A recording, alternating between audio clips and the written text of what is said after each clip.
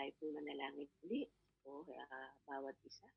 Tuwing kay Ama, kami nga po, Diyos ay buong puso, Diyos ay sinasamba ka, in-honor ka, pinasasalamatan ka sa bawat buhay namin, Panginoon. Salamat o Diyos na kung saan ikaw po ang aming pinupuri, pinadakila, pinakatakpo sa oras at sandaling ganito, Panginoon. Lord, salamat o Diyos na sa aming buhay na kung saan patuloy mo sinasamahan, patuloy na nakikita namin, O God, kung sino kami sa iyong banal na harapan, O God.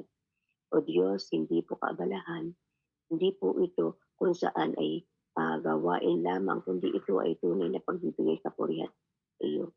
Ino-honor ka namin, O God, sa aming buhay sa oras sandali ito at sa bawat sandali, Panginoon. Kaya sa oras na ito, sa panibagong pag-aral at pagninilay ng namin mula sa iyo, sa pamamagitan ng aklat na ito ng aklat ng mga ngaral na sinulat po ni Haring Solomon, kami nga po, O Diyos, ay patuloy na nagpapasalamat sa banal na Espiritu na kung sa'y aming guro at lubay, ang sumasa amin ang hindi nag-iiwan, hindi nagpapakaya.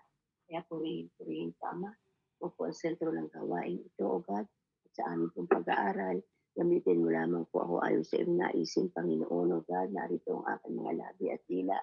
Andito ang buong katakuhan upang magpagamit sa iyo, God, at lahat ng bagay na babanggitin, magiging masasalita ko at lalabas sa aking mga labi, ay ito'y kinakasihan mo, O Holy Spirit. Hindi po ito sa aking sariling kakayahan, kundi dahil sa iyo, Panginoon. Kaya salamat po, Ama. At andun nga po, O Diyos, patuloy namin na-acknowledge sa mga Santong Espiritong sumasa amin. At salamat sa banal mong dugo, O Lord Jesus, nakasanctify, nakaprotect, naka, naka, nakagabay sa amin, Panginoon.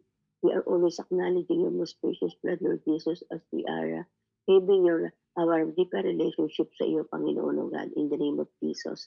Dahil ang banal mong dugong ito ay sinapigis sa iyong katawan, ang naging dahilan kung bakit meron kami relasyon sa iyo, God.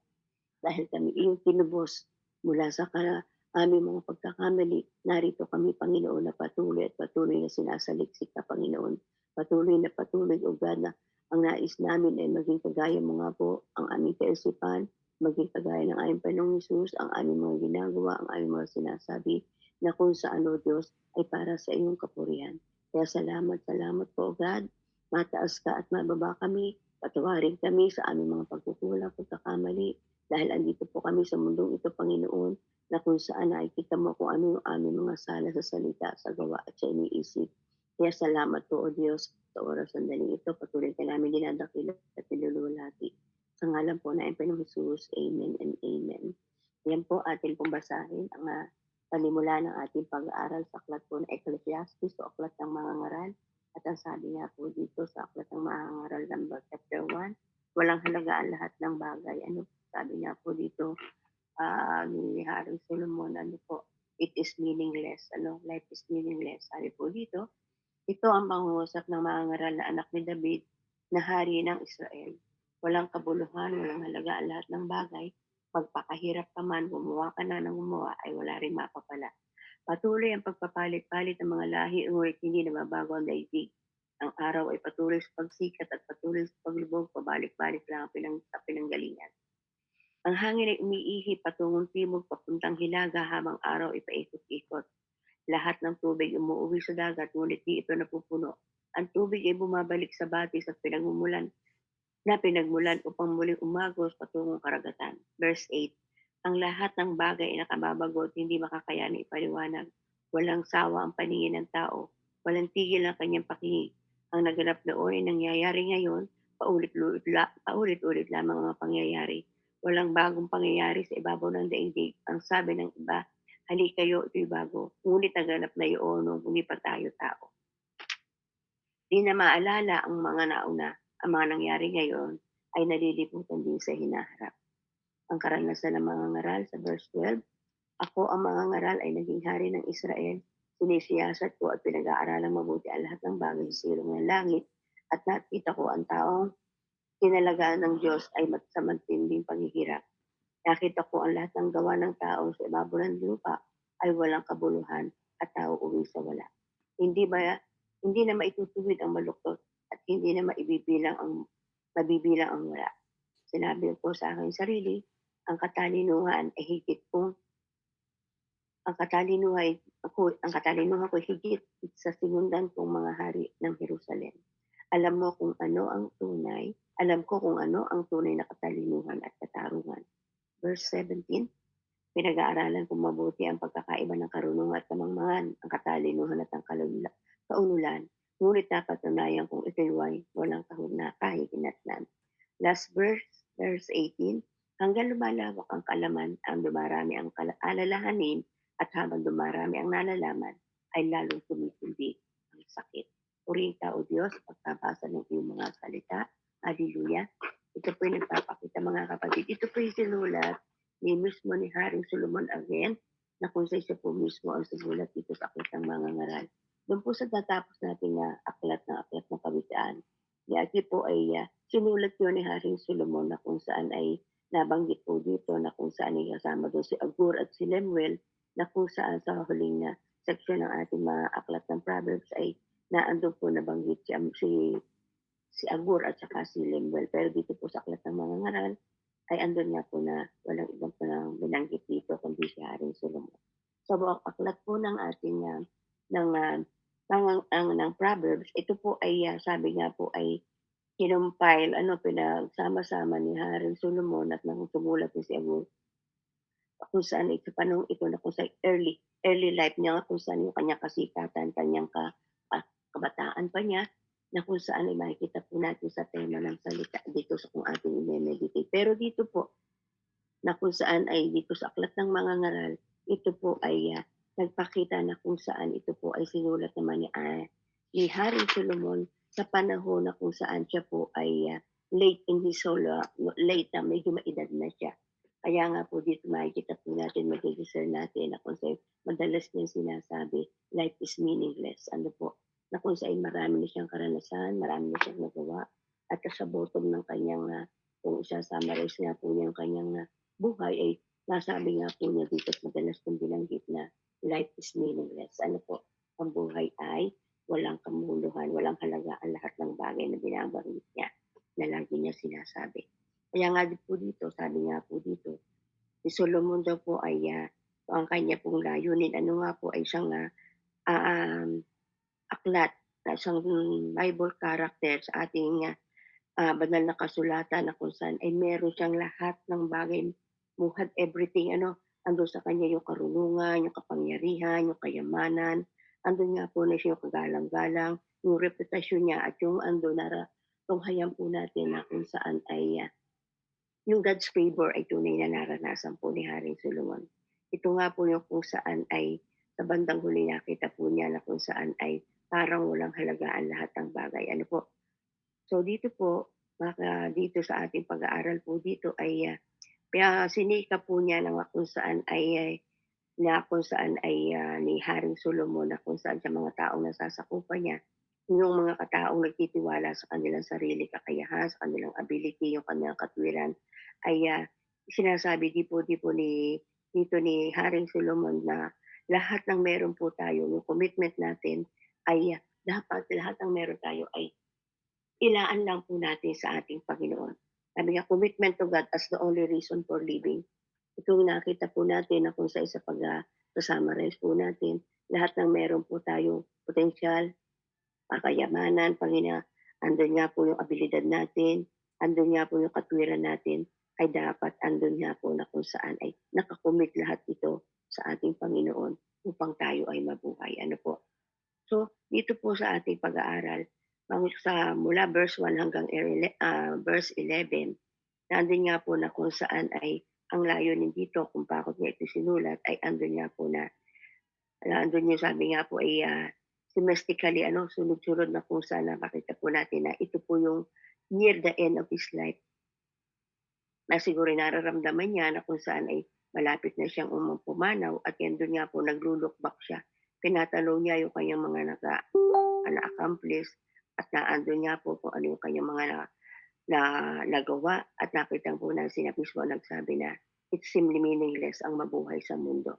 Sabi nga po dito yung kung saan sa isang pangkaraniwang tao ay nakita po natin yung common belief was the only good for people prospered is not only that wicked suffer. Ano po, nakita po niya dito na kung saan yung mga tao na kung saan nagtatagumpay, mga tao na kung saan ay na mayayaman at aando naman po na kung saan ay nakita din niya kung gaano ang tao ay nagpapakasama. So sa pamagitan ng kanyang karanasan, sabi niya po, only to find that nothing apart from God made him happy. At natuklasan ni Haring Solomon na kung saan ay sa kanyang buhay ay andun nga po na kung malayo tayo sa Panginoon ay wala pong magagawa ang mga buhay po natin. Kaya dito po itinuturo kung gaano kahalaga yung ating relasyon sa ating Panginoon. Sabi nga po dito, ay he wanted his reader to avoid this same senseless pursuit.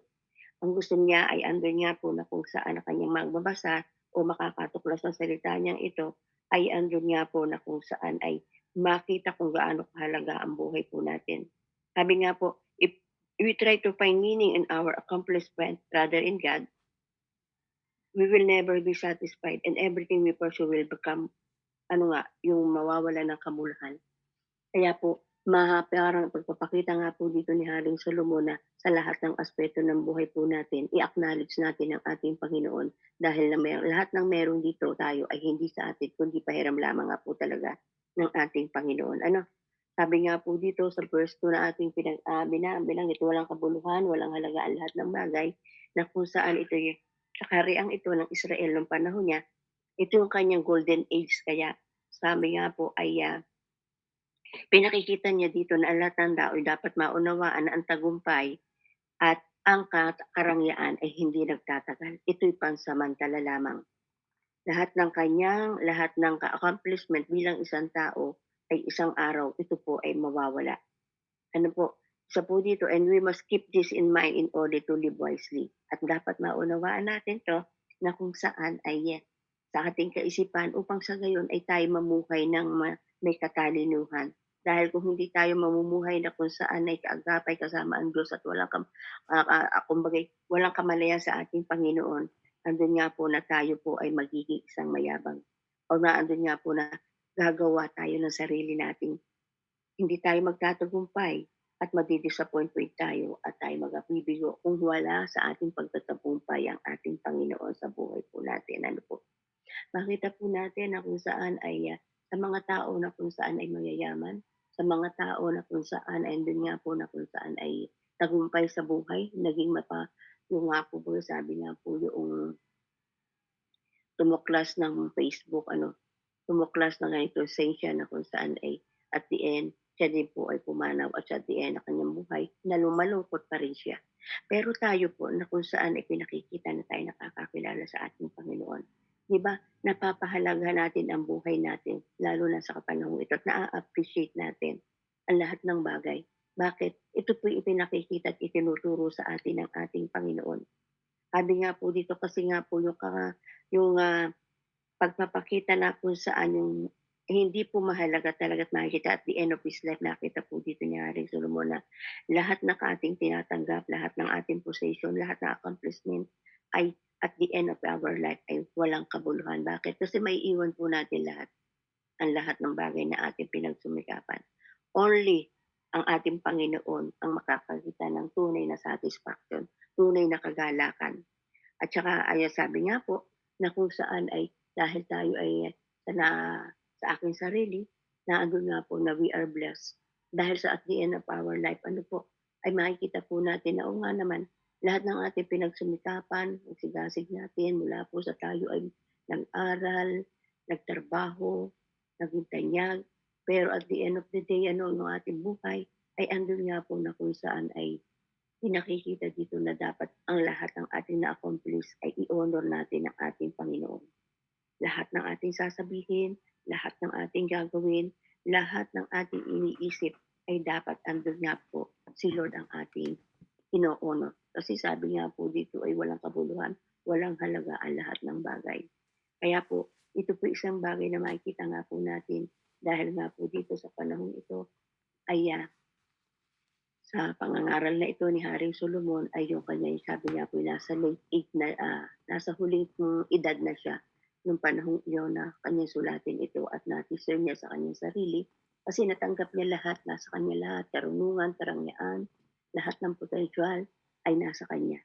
Kaya nga po dito nabanggit nga po niya ito. Kasi dito makikita po natin, sabi nga po dito, Solomon wanted the people to understand that success and prosperity don't last long. Sabi nga po dito sa James 4:14, binanggit nga po natin na kung sa kung titingnan natin sa aklat po ng Santiago, sinabi din po ito ni Santiago sa aklat ng Santiago chapter 4 verse 14. Kung hayan lang po natin, konti. Marami pong verses na nagpapakita nga po dito na kung saan ay pinakikita na at the end na yun po sa ating buhay ay anumang success, anumang tagumpay, at the end, nakikita po natin na ito ay mawawala ng kabuluhan. Sabi po ni Santiago sa aklat ng chapter 4 verse 14, sabi po niya dito ay hindi ninyo alam kung ano ang mangyayari sa inyo sa araw ng bukas sapagkat ang buhay niyo parang aso, sandaling lumitaw at pagdakay nawawala. Ano po, kung ating nga pong discernment, yung wisdom na bigay sa atin ng ating Panginoon, kung tayo nga po sa bagay, tayo nga po ay kung titingnan po natin siguro at the age na siguro almost 80 na dito si Solomon, kung suratin niya ito. Pero sa ating edad ngayon, kumbaga ngayon pa lang po natin nakikita yung kung saan ay biyaya. Na-enjoy natin yun. Ayan, may mga anak pa, nagpapalaki, may pama, kung saan ay andyan po na kung saan ay sa ating po mga edad sa ngayon, ano po, ngayon ay tayo po ay kumbaga enjoy na enjoy pa natin ang buhay natin, lalo pa kasama natin ang ating Panginoon. Pero pagdating po ng kung saan ay tayo ay may edad na 70, 80, andito na lang tayo na kung saan ipa-flashback na lang natin yung mga naganap sa ating mga buhay. At andun nga po, sa nakitang ito ng ni Haring Solomon, ay andito pa na kung saan ay ang tunay na magbibigay sa atin ng kagalakan at kasiyahan ay ang ating pag-honor sa ating Diyos. Ano po? Pagdakila sa Kanya. Hindi yung mga bagay na possession na kung saan ay nararanasan po natin. Ayan, dito po sa verse 8 to 11, ano po, sa aking binasa, ang lahat ng bagay nakakabagot, hindi makayang ipaliwanag, walang sawa ang paningin ng tao, walang tigil ang kanyang pakinig. Ang naganap noon ay nangyari ngayon, paulit-ulit lamang. Ito po yung sinasabi, ano po, na kung saan ay, sabi nga po, maraming tao ang sa bandang huli ay magiging hindi kontento sa kung ano ang meron sila. Sila po ay andun nga po na kung saan ay nagtataka kung meron nga po bagang Diyos, lalo na po yung walang pagkakilala ano, nandun nga po na kung saan yung iba'y napapagod na kaya nga po minsan makikakabalita tayo, nai-stress, kakaroon ng kung saan ay hindi na magulo na yung buhay nila. Kasi bakit nga po, ito po yung kung saan ay wala silang pagkakilala. Hindi sila wala sa puso't isipan nila ang mag-honor, ang magbigay ng papuri sa ating Panginoon. Pero salamat sa ating sa panahong ito na kung saan ay nagkakaroon tayo ng kakontentuhan dahil meron tayong Diyos na gumagabay sa atin through the power of the Holy Spirit. Ito mga puso kung saan ay ang mga tao na kung saan ay yung mga hindi walang kakontentuhan, lagi silang restless. Andun nga po na lagi sila na kung saan ay nai-stress. Ito yung kanilang natatanong, meron po bang talagang Diyos? Andun nga po na sinasabi, ako'y pagod na sa buhay na ito. Andun nga po kung saan ay magtatanong sila, bakit ba kung meron pa nandito pa sa buhay na ito? Oh, so dito po, ito po ay makita po natin na kung saan ito yung mga tao na kung saan ay nababurn out. Mga tao na kung saan ay iba na yung kanilang kaisipan. Pero dahil andito po, na tayo po sa atin pong pag-aaral, nakikita po natin kung ano ang kahulugan ng buhay po natin. Ano po, dito ay natin kasi sa buhay ni Solomon, na-test po yung kanyang pananampalataya.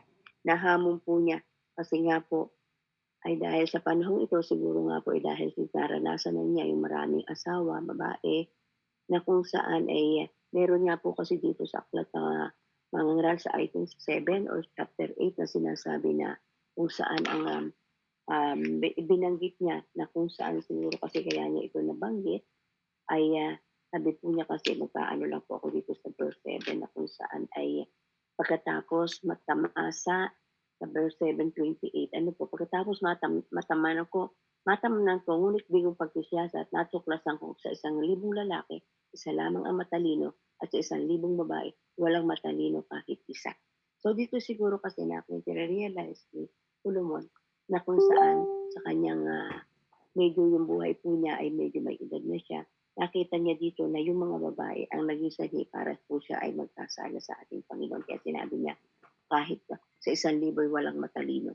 Dito nakita niya siguro, sa akin lang po ito, na kung saan ay ang babae sa kanyang karurukan ng buhay niya ay yun ang naging dahilan para siya ay mapalayo sa ating Panginoon. Pero sa atin pong mga sarili, alam natin kung ano yung ating potential at kakayahan. Alam natin kung saan yung ating ginagawa. Dahil bakit tayo nga po ay mayroong yung mga kababaihan na kung sa panahong ito ay kumikilala sa ating Panginoon. Ano po? Kaya ito po sa sinabing ito ni Hari Solomon, sabi ko nga po, ay minsan natatanong ko si Lord, hindi naman po siguro sa lahat ano, na kung saan ay sinabi nga sa 1,000 babae ay walang matalino. Ano po, na kung saan ay sa atin. Kasi nga po, siguro nakita niyo yung mga babae ng panahon yun ay gano'n na kanyang mga conclusion. Pero sa atin po, ano, sa kapanahonan natin, ano po, tayo ay hindi natin masasabi sa ating sarili na ah, hindi tayo hindi tayo gano'n, hindi tayo kabilang. Hindi tayo kabilang sinasabi ko na rin Solomon na walang matalino kahit isa sa 1,000 na babae. Kaya pupurihin po ating Panginoon dahil tayo po'y tinuturuan, ipinakikita nga sa atin ng ating Panginoon kung paano kahalaga yung may relasyon sa Kanya. Ano po, yung sa ating pananampalataya ay nakikita po natin kung ano yung dapat nating gawin, kung ano yung dapat nating unahin. Ano po, kaya sabi nga dito, ito yung hamon sa atin na makita po sa natin na kung saan ay ang tunay na kahulugan kung paano ang nakahalaga na meron tayong Diyos na sinasamba. Ano, God alone, sabi nga po ang tunay na makaka-satisfy lang po sa bawat isa sa atin. Sabi nga po kung tayo po ay dumaranas po, ayan, hindi po mawawala, dumadaan tayo sa mga pagsubok sa ating mga buhay, na kung saan ay makikita po natin napakahalaga. Sabi nga po dito na makita po natin how important serving God in over all our other option. Ano po, ako po, ito po sa aking sarili. Ano po, may kanya-kanya tayo. No? Pero sa aking sarili, personally, sabi nga po, ay talagang napakahalaga po ang magsilbi sa ating Panginoon. Ano po, dahil andun nga po na kung saan ay siya lamang po ang lahat dapat lahat-lahat sa atin. Kahapon po, personal experience ko, ano, na kung saan ay kainitan talaga na sobrang kainitan. Nakita ko sa index po dito sa amin sa Laguna, 41 degrees umabot, saka ang kainitan. Pero sabi ko nga po, Lord, hindi po ito maging hadlang araw po yung aking paghayo. Ano po? Kaya nga sabi ko, ay dahil andun nga po sa kapurihan ng ating Panginoon, ano po, hapon po kasi ay nagbigay ng payout sa mga senior. So tumanggap po kami. Dito po sa amin kasi sa bayan ng Lilip ay laging nagiging ahead ang pagbibigay ng mga DSWD sa payout ng mga senior. Kasi pag pupunta kami sa ibang kaparatig bayan, "Pastora, tumanggap na kayo?" Kasi yung iba ay mga end of kung kasi yun ay quarterly. Ay yung iba ay mga kung halimbawa quarterly ay yung end of March, yung iba ay at end of June, yung gano'ng buwan. Pero kami early months ay ibinibigay na. Kaya sabi ko, "Lord, salamat." Alam niyo kahapon sabi nung iba kong kapagkata nung tumanggap na ako, may schedule tayo kahapon. Sabi nung, "At halika," sabi nga nung aking mga kasama, mga kumare, mga katsikahan sa pagiging senior, sabi ko ay mga kaibigan natin, "Halika, kain muna tayo." Sabi nilang gano'n. Sabi ko, naku, ay pero kung kasi wala, sabi ko, gusto ko sana para magkabandingan tayo. Kaya lang, di ba, schedule ko kahapon sa ating may kasama ko sa program sa ating spiritual mentoring. Yun ang nasa isip ko. Maaga pa lang sabi ko, Lord, sana maaga. Kasi nakasulat sa amin sa barangay namin, 9 o'clock. Pero 8 pa lang umalis na ako dito sa bahay at andun nga sabi ko kasi mabilis naman ang release at purihin si Yahweh. Kasi nung ako dumating sa sa evacuation center nung po nagbibigay, ay andun nga po na patapos na yung aming sinusundan na 8:45, patapos na yung aming sinusundang barangay, ilang nganay na lang naman ang mga lolo at lola, at andun na nga po yung sumunod na sa aming barangay. Kaya po, ano, ay dahil ako yung letter A, number 3 sa aming barangay, so madali ko pong natanggap at andun nga po dalas-dalas na ako. Sabi ko, uwi na ako. Sabi, halika punta muna tayo. Maraming nag-aaya, mga pinsan ko, maraming katabi ko meron kami akong ano, online. So andun nga po na sabi ko, sa gano'ng bagay kailangan do'n mo lang natin maipapabalik ang pasasalamat sa ating Panginoon. Ang Diyos po natin matapat, nando'n yung kanyang blessing kaya huwag kang tatamad-tamad. Kaya sabi ko, pasensya na sa susunod na lang tayo kasi meron akong online, nakasama ako sa program. Yung po bang pagpapahalaga ng naging bagay na kung saan pinagpapala ka ng Panginoon, ibalik mo naman yung para sa Kanya. Pagkatapos po na ating online, yung sabi ko nga po, at talagang kasagsagan, 1:00, 1:00, 1 PM, kainitan. Mula po dito sa amin, maglalakad pa po ako dito sa bahay ng pamangkin ko. Maglalakad pa po ako sa sasakayan ng jeep. Pero dahil sabi ko, Lord, sobrang init. Alam niyo po, nung umaga pa lang talaga sinabi ko, Lord, sana mabilis ang pag-release para makabalik ako ng bago mag-umpisa man, umalis ng kaunti sa oras kung sa gawain mo, ay makabalik ako. Purihan po si Yahweh. Dahil andun nga po na nauna na po ako, na mabilis nakapag-release, nakabalik din po ako ng maaga at andun nga po sa isip ko ganong oras mapunta ako magvi-visitation ako doon sa aking sabi nga ng ating Panginoon, pakanin mo ang aking mga tupa. Yun po yung aking regular na discipleship. Na yun po yung nasa isip ko. Kaya po, dahil sa kainitan, hindi ko na kaya maglakad. Nag-tricycle na lang ako. Mula po dito sa amin may bahay hanggang doon sa may paradahan ng jeep na pwede naman lakarin ng mga 3 to 5 minutes lang. Ay kaya lang dahil sobrang kainitan, kailangan ingatan din po natin, hindi na nagiging bata. Kaya ayun, nag-tricycle na po ako. At ayun, mapayapa naman nakarating, mapayapa naman nakapagmahagi ng salita ng Diyos. Yun nga lang, nasapat schedule ko na po sumba nung pagkakataon, sumba ako ng hapon para naman physical na ay hindi na kaya ng power. Kasi pagod na, sobrang init. Kaya sabi ko kaya ang ginagawa ko po minsan dahil minsan pag namimiss ko ang Zumba, so kailangan din natin ang matagtag yung mga ating katawan. Ginagawa ko na lamang po, lakad na lang ako ng lakad pag mamamalengke. Pag mga 5 kilos nyo ang papamalengkehin, kaya pang maglakad. Pero pag umabot na ng 7, kailangan ko nang magsaka yun, hindi na kaya. Ang sakit ng likod ng lola. Kaya po, yung mga ganong bagay ba, na kung saan ito yung wisdom kung paano natin aalagaan ang sarili natin, kung paano natin mabibigyan ng kapurihan ng ating Panginoon.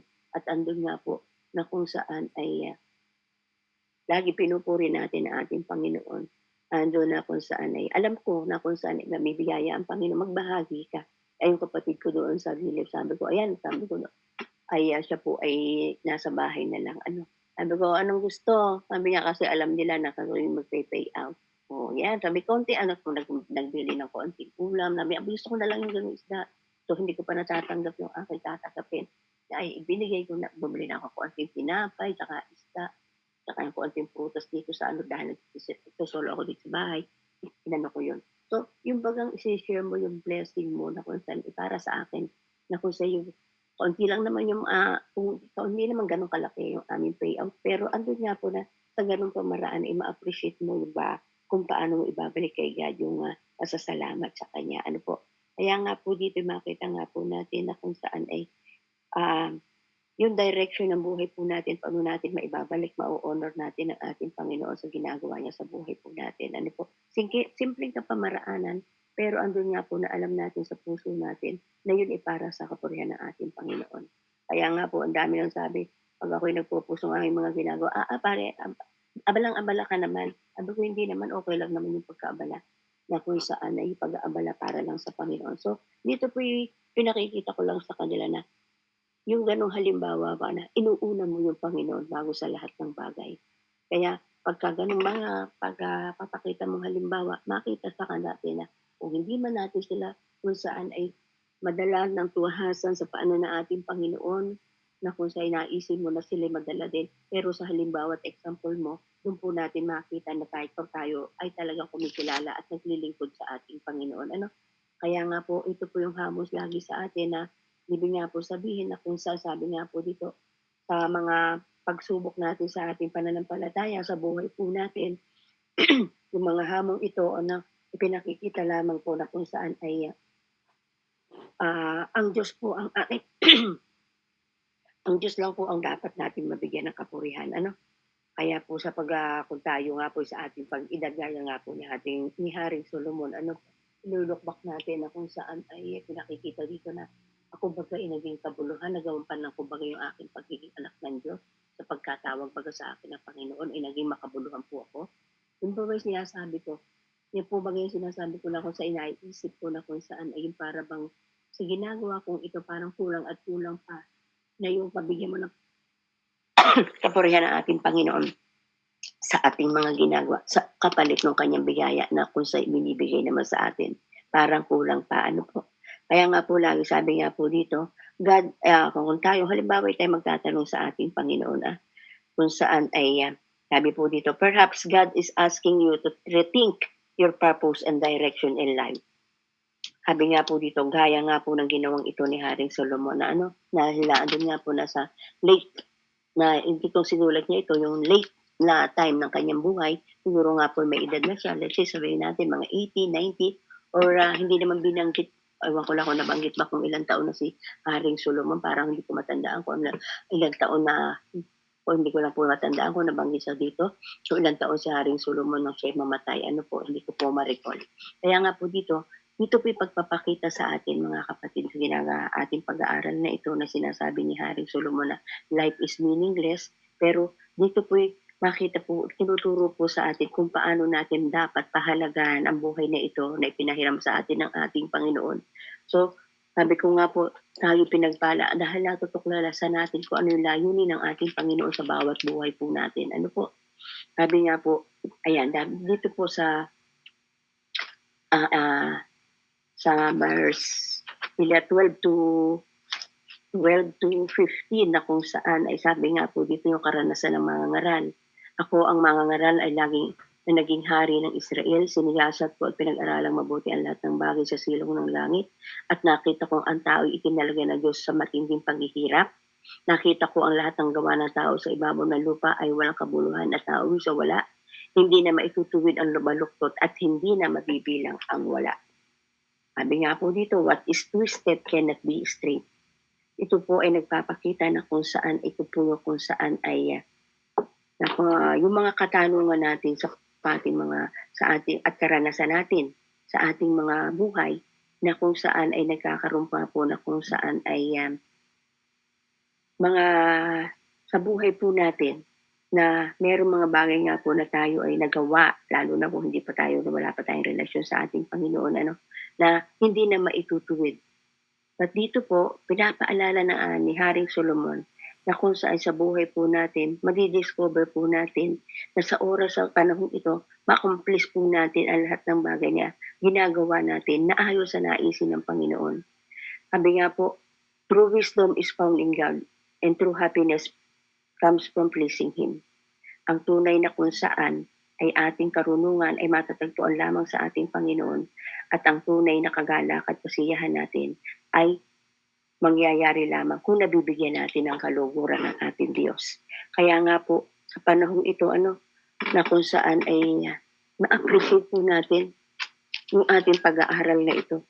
Na lagi nating minemeditate yung ganitong oras na kung saan ay sariling oras, tahimik, payapa, na sa ating sariling meditation, dito po makikita po natin kung paano ang Diyos ay kumikilos, kung paano Holy Spirit ay nag-i-empower sa atin. Ano po, sabi nga po, what is twisted cannot be straight refers to the ultimate flexibility and confusion to come to us because of all the unanswered question in life. Dito po sabi dito, Solomon's writing about his own life, discovered that neither his accomplishment nor his wisdom could make him truly happy.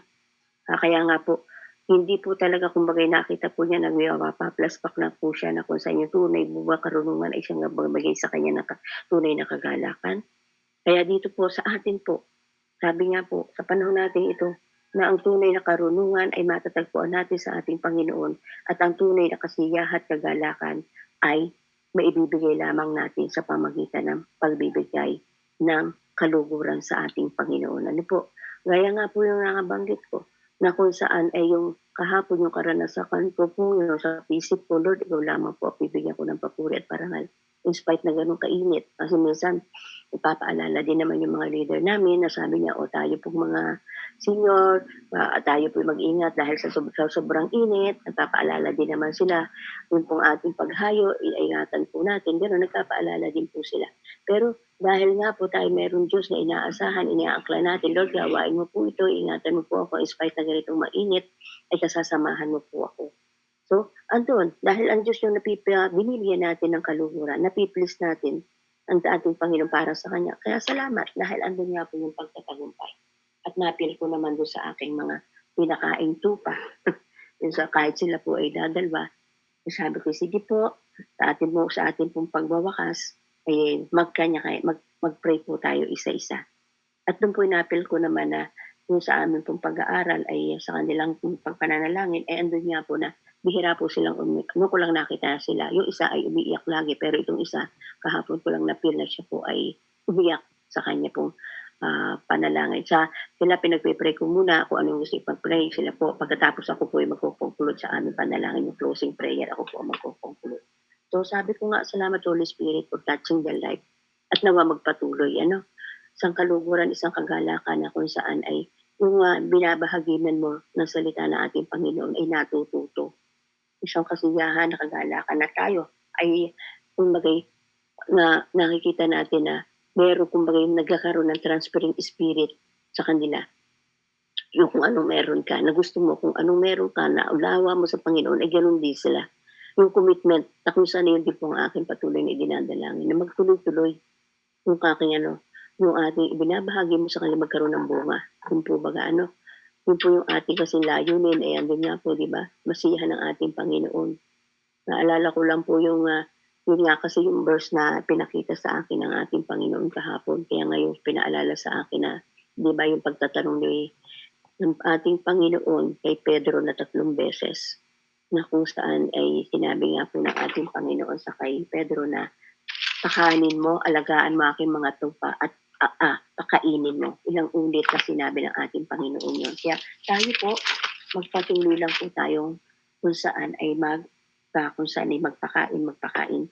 Dahil tayo po yung unang natawag, ay andun nga po na patuloy na tayo magturo para sa ating mga tao pa na kulang pa yung wala pa rin na pagkakilala sa ating Panginoon. At tayo naman, patuloy tayo magpalakasan. Ano po?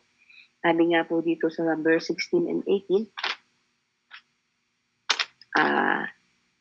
sinasabi ko sa akin sarili, ang katalinoan ay kung higit sa sinundan kong mga hari ng Jerusalem, alam ko kung ano ang tunay na katalinoan at karunungan.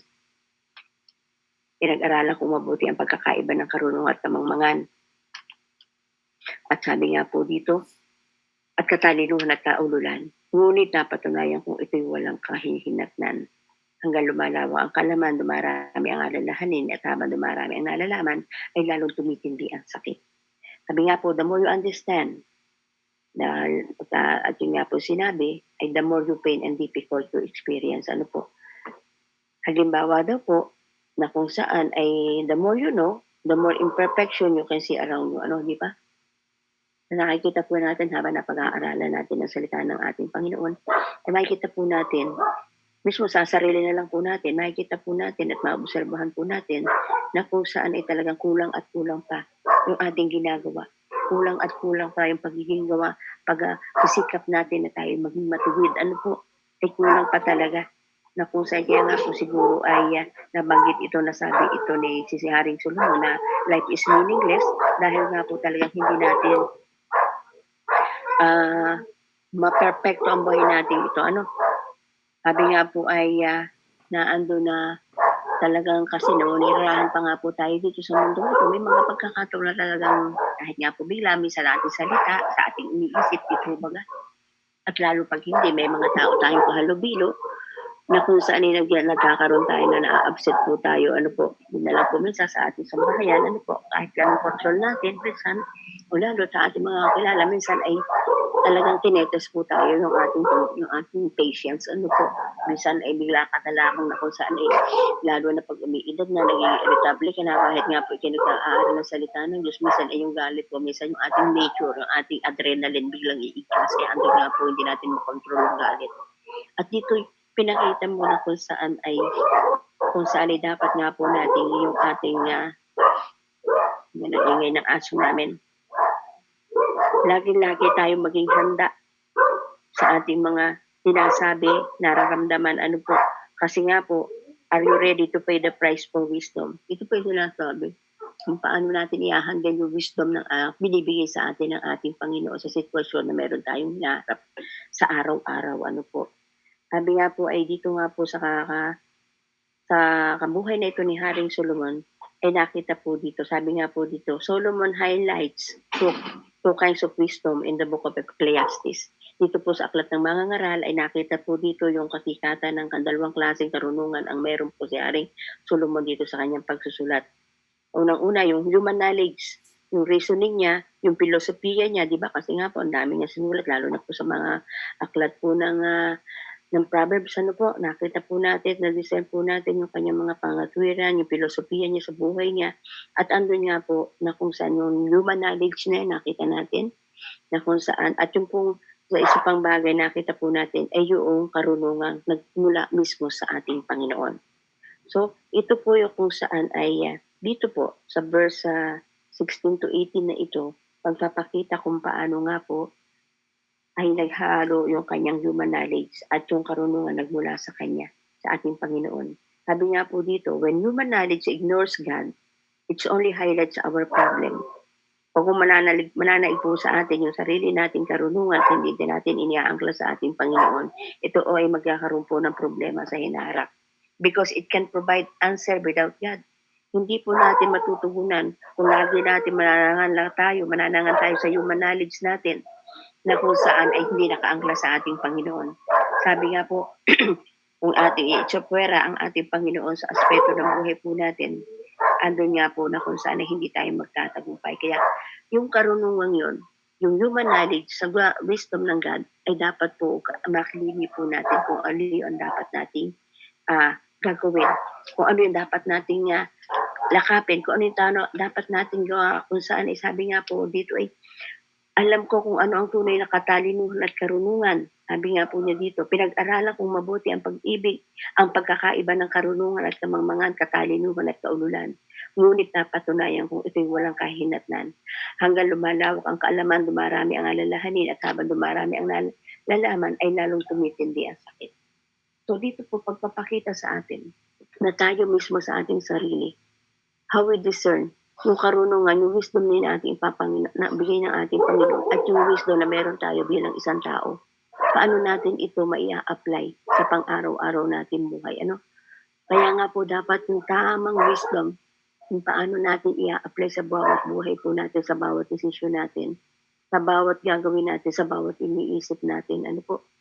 Dahil andun nga po na kung saan ito ay karanasan ng isang hari ng unang panahon na binigyan ng ating Panginoon ng sapat na karunungan at kaalaman, dapat dito po makita po natin ang ating mga sarili sa banal na harapan ng ating Panginoon kung ano yung dapat nating magawa, yung karunungan. Kasi sabi nga po dito ni Haring Solomon, alam ni Haring Solomon ang tunay na katalinuhan at karunungan, wisdom and knowledge. Ano po? At ito po sa ating patuloy na pag-aaral, matutuklasan po natin din po sa ating sarili how to apply this. Paano natin apply yung katalinuhan at karunungan bilang isa. Kasi magkakaiba po tayo at magkaibang ating calling, magkakaibang ating potential.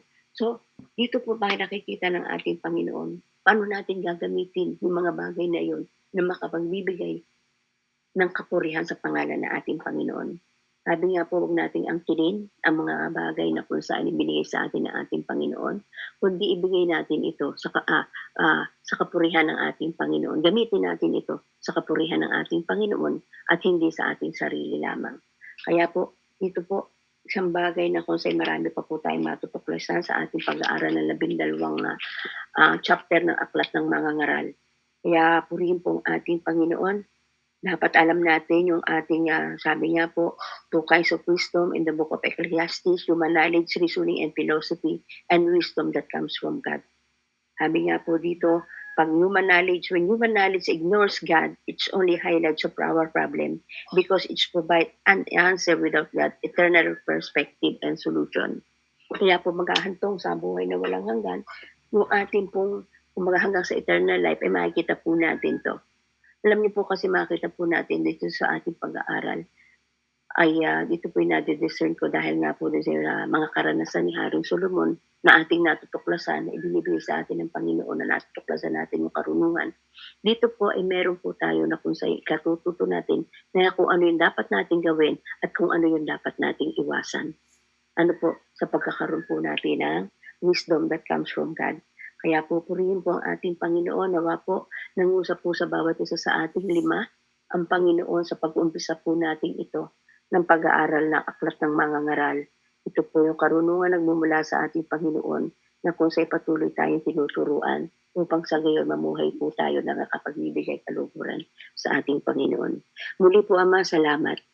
Salamat sa umagang ito at sa araw na ito na sa pag-uumpisa po ng aming pag-aaral ng Aklat ng Mga Ngaral, meron ka pong ituturo sa bawat isa sa aming Panginoon. Lord, sa oras sandali pong ito, sa mga naging kamalian noon, dahil hindi naman po naging perfecto si Haring Solomon, ay hindi po ito magpaalaala sa amin na wag na po namin din magawa, Panginoon. Tulungan mo kami, Holy Spirit, na patuloy kami, O God, ay maging matuwid, makapagbigay lagi kami ng kaluwalhatian sa iyo. Hindi namin ito ang kilin, dahil ito'y pahiram namin lang sa iyo, Panginoon. Sa ngalan mo nga po, O Lord Jesus, kami patuloy mong kasihat samahan, O Holy Spirit. Patuloy mo kaming gabayan at patnubayan, Panginoon. Patuloy kami na kung saan magtagumpay sa buhay po namin, Panginoon, habang andito pa kami sa samantalang daigdig na ito, God. Salamat sa karunungan, salamat sa kaalaman na kung sa iyo binigay mo kay Haring Solomon. Magamat, O Diyos, kung po ang nagbigay nito sa kanya, ay andun nga po na pwede mo din po, Panginoon, na patuloy na matundok sa namin kung ano ang tunay na katalinuhan at karunungan na nagmumula sa iyo, God. Patuloy na sa aming pag-aaral, patuloy na sa aming pag-meditate, Panginoon, ay maalis po sa amin ang kamangmangan. Bagkus yung karunungan ito na mula sa iyo ay ito po yung aming patuloy na lumawak at patuloy na kung saan ay maranasan po namin na kung saan ay merong isang Diyos na kung saan magbibigay nito sa aming Panginoon. At ikaw po yan, O Diyos. Salamat, salamat po, Ama, na kung saan ay tunay nga po, na habang kami nag-aaral, patuloy na lumalawak, lumarami ang aming kaalaman mula sa iyo. At ito po'y mula lang sa iyo na dapat lamang mabalik ang kapurihan sa ikaluluwalhati na iyong banal na pangalan. Thank you, Father God. Bless each and every one of us. Sa buhay po ni Ama Annalisa, kay Ma'am Annalyn, kay Ma'am Andrea, kay Sis Babe, at sa mga kapatid namin na kung saan ay hindi namin nakakasama dahil mahirap po sa kanila ang bumangon sa ganitong oras at na kung saan ay alas 3, kaya po sila man din po iabutin ng iyong pagpapalat kanila. Yung presensya mo, God, sa aming kapatiran, sa aming mga mahal sa buhay, sa mga anak, mga asawa ng aming mga kapatid, Lord, ikaw po ang magpapala sa kanila kung paano mo kami patuloy na pinagpapala at tinuturuan. Lord, we commit our lives unto you sa araw na ito, muli po sa iyong malamay na pakpak. Kami po'y nagpapakupkop. Salamat po, Ama, kasama ang aming mahal sa buhay. Mula po sa may edad hanggang pinakambata, iingatan mo po sila, Panginoon. Control any untoward incidents, Panginoon. Ikaw po magpapag-control nito, Panginoon. Ang aming bansa, kapayapaan po, Panginoon. Lagi ang aming dalangin, ang Luzon, Visayas at Mindanao. Ang Pilipinas ay para sa iyo, Lord Jesus. Kaya iingatan mo po ang aming sambayan, ang aming bansa, Panginoon. Lord, salamat, salamat po, mga magitan ka sa nanalapit na eleksyon, O God, ang kabayapaan ng aming dalangin. Marami po, O God, na kung saan ay may nangaganap sa iyong lugar. Mayroon na nga po mga casualties dahil sa eleksyon, but please, O God, we are asking, manatili kong i-control mo ang lahat ng sitwasyon, O God. Maging yung mga untoward incidents, ang hindi namin inaasahan, yung bagyo, lindol, pagputok ng vulkan, Panginoon, Lord, in Jesus' name, Lord, we are committing unto you, dahil ikaw po ang Diyos na magpokontrol, ikaw po ang Diyos ng pag-ibig, ikaw ang Diyos ang full of mercy and grace, O God, in Jesus' name. Kaya salamat po, Ama, sa iyong papuri at pasasalamat, Panginoon, O God. In Jesus' name, pagpalain mo bawat isa, sa buhay mo, Annalisa, Ma'am Annalyn, Sis Babe, Panginoon, Sis Andrea, Lord, ikaw po ang magpapala at ikaw po nakakaalam po ano ang aming mga deepest desire at ayon sa iyong naisin, makamit po namin ito sa pangalan ni Jesus. Amen and amen. Thank you po, Ma'am Andrea. Back to you po. God bless po, mga kapatid. God, maraming salamat po, Pastora, sa naibahagi ko po. Kapahalagan ng mensaheng ito sa Ecclesiastes chapter 1, verse 1. Mga kapatid, napakaganda po pasimula na ito ng ating araw. Siyempre,